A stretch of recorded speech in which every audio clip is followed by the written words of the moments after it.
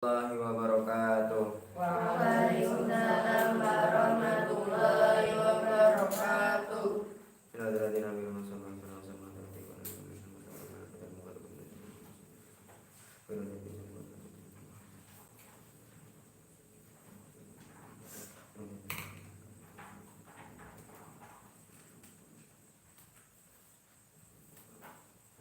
Al-Fatihah. A'udzu billahi minasy syaithanir rajim. Bismillahirrahmanirrahim. Alhamdulillahi rabbil alamin. Ar-Rahmanir Rahim. Maliki yaumiddin. Iyyaka na'budu wa iyyaka nasta'in. Ihdinas siratal mustaqim. Siratal ladzina an'amta 'alaihim ghairil maghdubi 'alaihim waladdallin. Rabbi ighfirli wa liwalidayya wa lil mu'minina amin. Bismillahirrahmanirrahim. Qala al-musannifu rahimahullahu ta'ala wa nafa'ana bihi wa bi ulumihi fid dharain amin. Qala Rasulullah sallallahu alaihi wasallam. Ya. Wa qala sallallahu alaihi wasallam, dzikrullahi ta'ala fil ghadati wal 'ashyi afdalu min darbis suyufi fi sabilillah. Wa qala sallallahu alaihi wasallam, lan dawu sapa Nabi Muhammad sallallahu alaihi wasallam, dzikrullahi ta'ala, dzikrullahi ta'ala utawi iling maring Allah ta'ala. Dzikrullahi ta'ala utawi iling maring Allah ta'ala. Zikir maring Allah ta'ala sama. Bil godati kala ing dalem wayah esuk. Bil godati ing dalem wayah esuk. Bil godati ing dalem wayah esuk. Wal asyi lan wayah sore. Wal asyi lan wayah sore. Afdalu iku luwih utama. Afdalu iku luwih utama. Mindar pisuyufi tinimbang mukulake pira-pira pedang. Mindar pisuyufi tinimbang mukulake pira-pira pedang. Mindar pisuyufi tinimbang mukulake pira-pira pedang. Fi sabilillahi ing dalam sabilillah.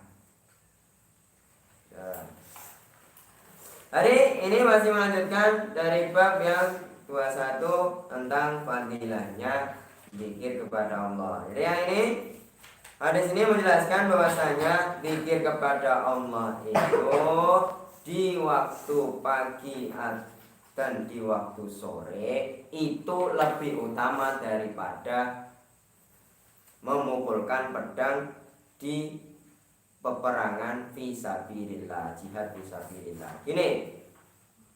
Ini maksudnya itu kan istilahnya orang yang ikut dalam perang fisabilillah atau jihad fisabilillah itu kan pahalanya dipastikan Kak, pahalanya syahid itu kan, pahalanya syahid dunia akhirat gitu kan.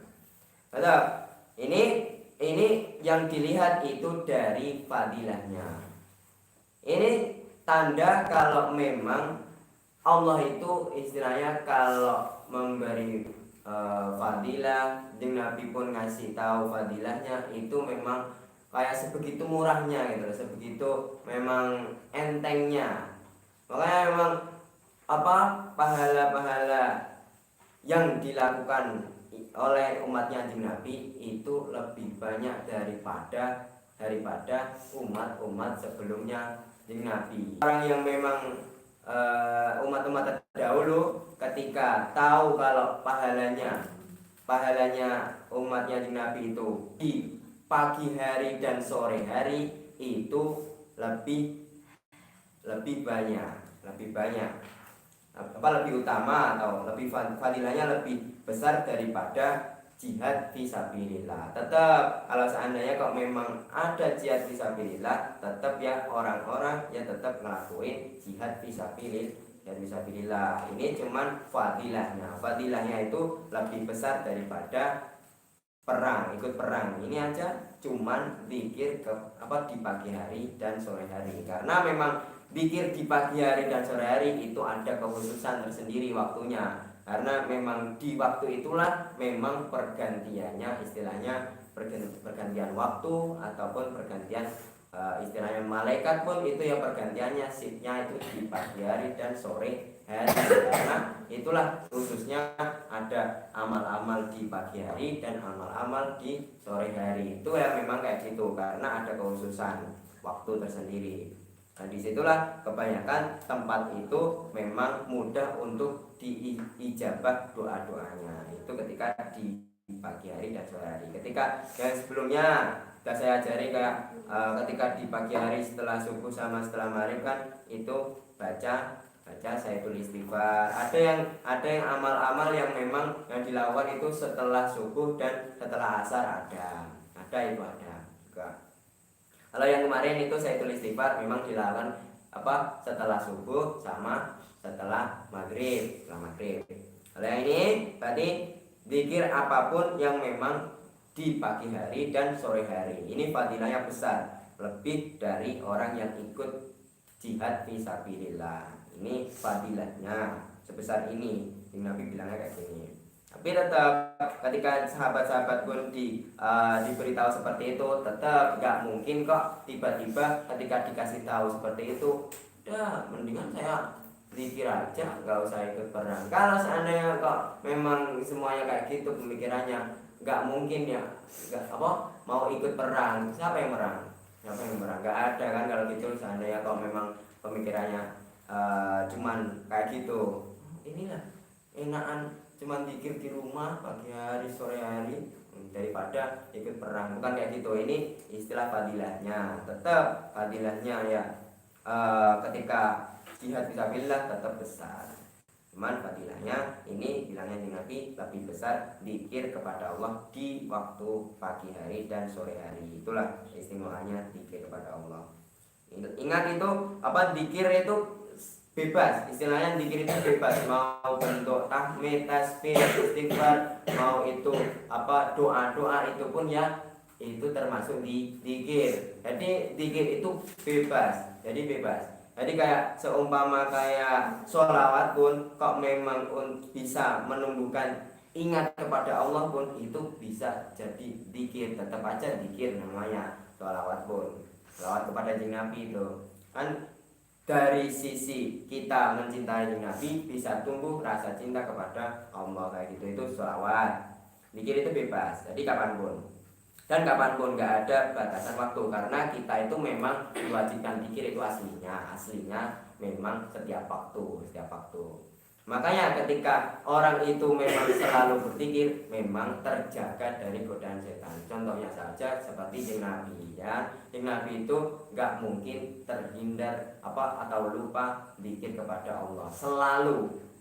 Makanya nggak ada istilahnya Nabi itu tergoda oleh godaan setan atau iblis. Nggak mungkin karena memang hatinya selalu zikir kepada Allah. Karena ada janjikan kan wahisnun minas syaitan, terjaga dari syaitan. Kemarin kan gitu. Makanya Nabi itu selalu pasti diajari caranya ketika sebelum masuk kamar mandi, setelah keluar kamar mandi, tetap ada zikir-zikir tertentu di tempat-tempat tertentu. Semuanya itu dibahas di Nabi sampai detail itu dibahas di Nabi semuanya. Itu ya zikir, semuanya itu zikir. Baik itu masuk kelas ataupun memulai kelas, memulai majelis, keluar majelis, ada tata caranya tersendiri. Itu kebanyakan ya zikir ya kan, kebanyakan zikir. Itu Zikir itu kapanpun. Wa qala sallallahu alaihi wasallam. Lanjutnya. Wa qala sallallahu alaihi wasallam lan dawu sapa Nabi Muhammad sallallahu alaihi wasallam. Afdalu dzikri la ilaha illallah. Afdalu dzikri utawi paling utamane zikir. Afdalu dzikri utawi paling utamane zikir. La ilaha illallah iku la ilaha illallah. La ilaha illallah iku la ilaha illallah. Pendek kan? Ini sudah dibahas kemarin dulu di bab yang ada awal-awal itu, di bab awal-awal fadilahnya la ilaha illallah. Dah lupa mungkin ya ada.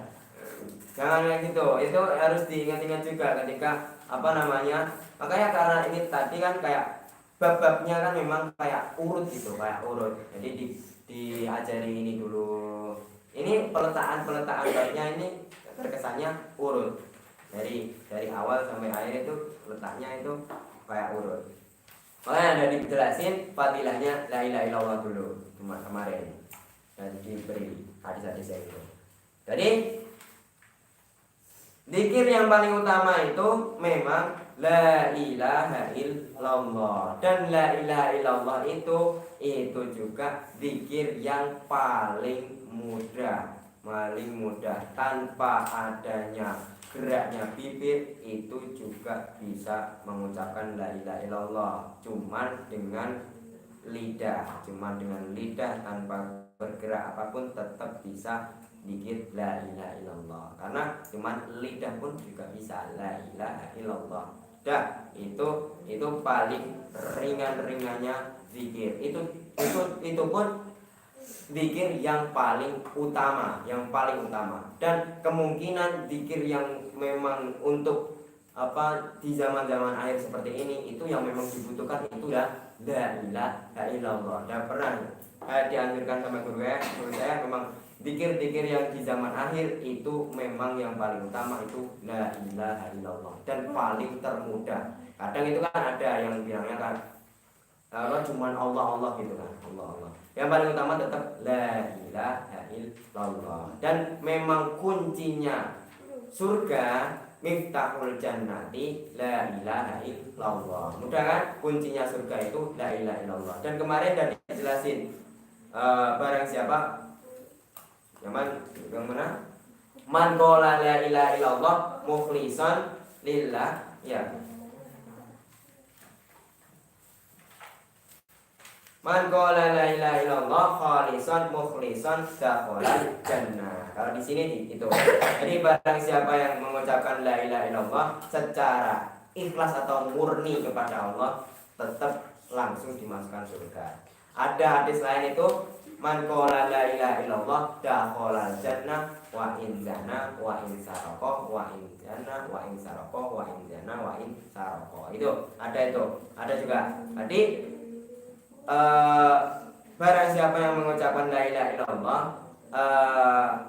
walaupun dia memang kebanyakan kefasikan yang dilakukan atau dosa-dosa besar yang telah dilakukan, tetap kalau la ilaha illallah itu memang kuncinya untuk masuk surga. Mudah kan? Makanya awala kalamihi atau awal ucapan kita la ilaha illallah dan akhir pengucapan kita juga la ilaha illallah. Makanya seperti halnya kayak sakaratul maut biasanya kan tetap la ilaha illallah. Gitu kan? La ilaha illallah.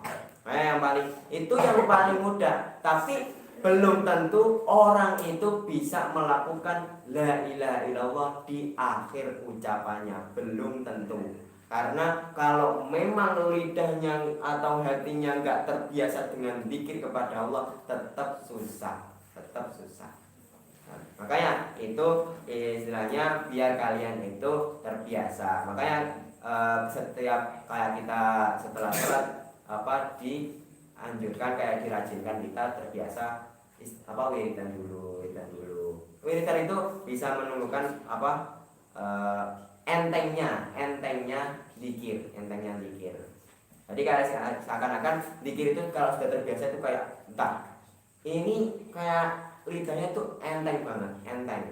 Kalau seandainya kalau nggak pernah, rasanya itu padahal cuma bilang subhanallah pun ya susah tetap. Itu eh, ketika nanti kalian memang merasa kayak gitu, itu jangan sampai. Kan ini sudah dibiasakan zikir kepada Allah. Nah gitu. Jadi istilahnya zikir ini saya kasih tahu dulu. Jadi zikir itu aslinya itu obat hati. Jadi zikrullah syifaul qulub. Jadi zikir itu memang obatnya hati. Ketika memang hatinya kok gelisah, nggak tenang, ataupun memang kehidupannya nggak enak, itu terasa nggak enak, bisa tenang itu kadang dengan adanya zikir kepada Allah. Cuman Allah pun kadang orang itu bisa lega itu kak, cuman bilang Allah gitu aja. Itu rasanya zikir kepada Allah. Itu rasanya kalau ketika kalian bisa ngerasain rasanya nikmatnya zikir. Kalau seandainya memang hati kalian itu sedang kayak gelisah, gelap kayak gitu kan. Memang ketika kalian kan memang masih anak kecil sih biasanya kan belum kerasa kalau seandainya jiwanya itu kok kotor. Kalau seandainya memang sudah mulai jiwanya kotor, itu pasti terasa rasanya nikmatnya zikir kayak gitu. Itu nanti bisa kerasa sendiri, nggak usah saya ajari itu rasanya gimana, pasti kalian akan merasakan sendiri kayak gitu.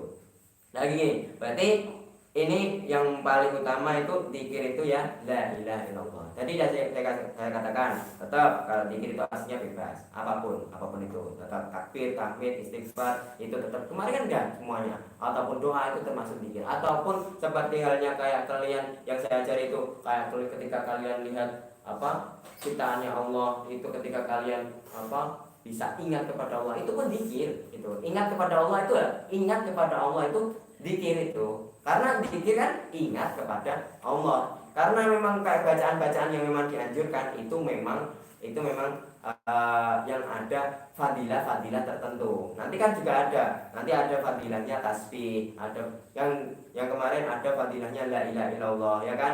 Nanti ada fadilahnya tasbih yang setelah ini babnya. Nah, kayak gitu. Pasti kayak zikir itu nanti rasain sendiri kalau nanti sudah terbiasa ataupun gimana ya, kalau kalian butuh apapun kayak seandainya kerasa hidupnya kerasa gak enak, itu ketika obatnya dengan zikir. Nanti aja kalau sudah kerasa. Nah dulu yang penting kalian tahu dulu tentang zikir, belajar tentang zikir pada Allah. Udah betul loh.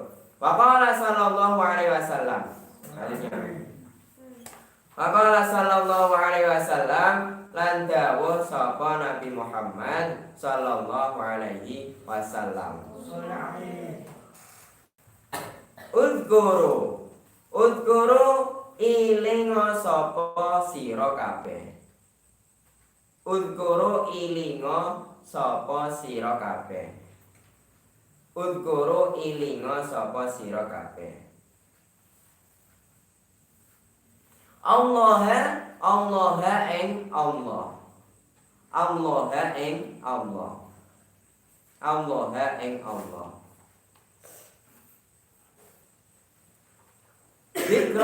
Dikron ing dikron kelawan dikir,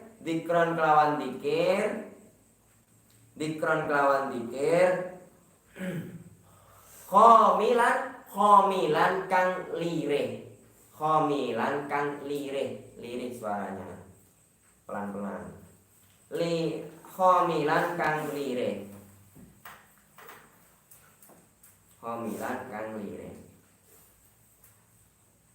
Kok kila diucapake. Ini sahabat yang enggak diketahui namanya, istilahnya tetap kalau seandainya di hati tetap kila gitu. Karena enggak tahu kayak kejadiannya lupa siapa yang ngucapin sahabatnya, makanya diucapkan. Nggak tahu yang ngucapin siapa, lupa kayak gitu. Kadang lupa kejadiannya, siapa yang bilang ini ya. Ini ada yang tanya gitu. Kila diucapake. Kila diucapake. Wama iku apa? Wama iku apa? Wama iku apa? Adzikru utawi dzikir. Adzikru utawi dzikir itu diambil. Adzikru utawi dzikir al-khamilu kang lire. Al-khamilu kang lire. Istilahnya apa? Bilangnya dzikir khamil. Khamil. Qala dawuh sapa jeneng Nabi. Qala dawuh sapa jeneng Nabi. Qala dawuh sapa jeneng Nabi. Adzikru iku dzikir al-khafi kang samar. Al-khafi kang samar. Kemarin udah dijelasin tentang dzikir khafi. Berarti dzikir khafi itu dzikir yang memang gak diketahui oleh orang lain. Baik itu suaranya lirih atau pelan ataupun di hati, itu dzikir khafi. Sekiranya orang lain itu nggak tahu. Karena ketika memang dzikir atau ibadah yang memang cuman dia dan Allah yang tahu, itulah fadilahnya itu besar banget. Karena satu, bisa terjaga dari ria. Karena ketika ibadah yang memang nggak tampak sama orang lain itu aman dari ria, karena terlindung. Karena nggak mungkin kok sendirian pengen merasa ingin disanjung, nggak mungkin kan. Sendirian kan nggak mungkin kalau ngarep-ngarep ada yang nyanjung, karena nggak ada orang lagi kayak gitu. Karena gitu dzikir khafi. Lagi kalau dzikir khafi itu lawan katanya dzikir jahri al-jahri. Dzikir khafi aja. Al-khafi, dzikrul khafi. Dzikrul khafi lawan katanya dzikrul jahri. Dzikrul jahri. Kalau jahri berarti itu memang nampak. Contoh la ilaha illallah kayak gini kan bisa ketahuan sama orang lain, itu jahar. Bisa didengar oleh orang lain, bisa tampak sama orang lain, itu jahri. Kalau khomil itu memang dzikir khafi. Ini yang bilang. Ini berarti ketika Nabi bilangnya udzurullaha dzikran khamilan, ketika kita disuruh untuk dzikir khamil, apa itu dzikir khamil gitu kan. Ada sahabat yang tanya, dzikir khamil itu apa? Yang dzikir khamil itu yang dzikir khafi, yang itu berarti pernah dijelaskan sama Nabi dzikir khafi itu seperti apa gitu kan. Tetap makanya ini ada istilahnya Nabi itu kadang pakai istilah yang lain, nama yang lain, dzikir khamil gitu. Karena kayak nanti ada kejadian yang hadis yang memang nampaknya beda namanya tapi penjelasannya hampir sama ataupun sama. Itu kadang istilahnya Nabi ketika di hari ini bilangnya dzikir khafi, hari yang selanjutnya mungkin bilangnya dzikir khamil. Makanya itu ada kayak khilaf itu ya ketika seperti itu. Kayak hadis itu kan Nabi itu kan ketika jelasin kan enggak selamanya kadang nggak bisa sama persis kadang. Karena kayak gini, makanya kadang ketika asing dzikir khamil itu apa? Ya dzikir khafi. Dzikir khamil itu dzikir khafi. Itu. Nah, ini istilahnya dzikir khafi. Dzikir khafi itu memang caranya ini memang khas. Kayak ketika dzikir khafi itu memang kayak dzikir di dalam hati. Contoh bilang subhanallah di dalam hati, ataupun la ilaha illallah di dalam hati, ataupun seperti yang tadi yang saya ceritakan ya, ketika kalian lihat ciptaannya Allah terus kamu kagum, terus kamu ingat kepada Allah di hatimu, kayak gitu. Itu caranya dzikir khafi itu paling nggak bisa diketahui orang lain sih memang sih, karena memang khas sendiri dengan zikir khafi. Zikir jari berarti zikir yang memang tanpa sama orang lain ya. Saya tahu zikir jari yang kalian tahu itu memang kayak subhanallah subhanallah la ilaha illallah la ilaha illallah Allahu akbar kayak gitu. Itu makanya seperti halnya kayak zikir jari itu ya memang ada macam-macam lah istilahnya. Kalau zikir jari seperti halnya kayak tadi la ilaha illallah, contoh kan la ilaha illallah, contoh apa? Ada yang bilang gerakannya, ada yang seperti la ilaha illallah gitu kan, ada yang gitu, ada yang la ilaha illallah cuman goyangnya sedikit ini la ilaha illallah la ilaha illallah, ataupun ada yang diam la ilaha illallah la ilaha illallah gitu. Karena kalau